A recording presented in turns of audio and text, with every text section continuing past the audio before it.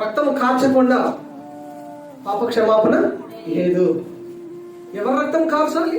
మనుషుల రక్తము కార్చాలి. ఆ మనిషి రక్తము అది పరిశుద్ధమైన రక్తమై ఉండాలి.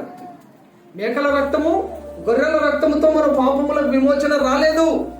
1 పేతురు 1:18-19 ప్రకారంగా వెండి బంగారము నిన్ను రక్షించలేదు. నీ ప్లాటినం, డైమండ్, వజ్రాలు నిన్ను రక్షించలేవు. నీ ఇష్టమైన వారు, నీ ప్రియమైన వారు నేను రక్షించలేరు.